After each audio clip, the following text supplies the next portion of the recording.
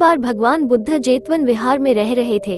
भिक्षु चक्षुपाल भगवान से मिलने के लिए आए थे। उनके आगमन के साथ उनकी दिनचर्या, व्यवहार और गुणों की चर्चा भी हुई। भिक्षु चक्षुपाल अंधे थे।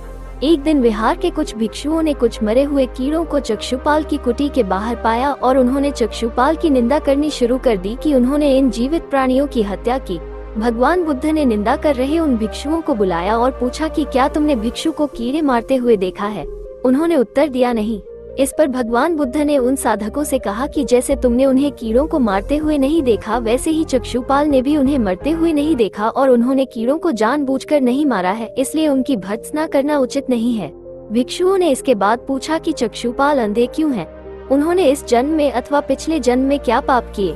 भगवान बुद्ध ने चक्षुपाल के बारे में कहा कि वे पूर्व जन्म में एक चिकित्सक थे। एक अंधी स्त्री ने उनसे वादा किया था कि यदि वे उसकी आंखें ठीक कर देंगे तो वह और उसका परिवार उनके दास बन जाएंगे। स्त्री की आंखें ठीक हो गईं, पर उसने दासी बनने के भय से यह मानने से इनकार कर दिया।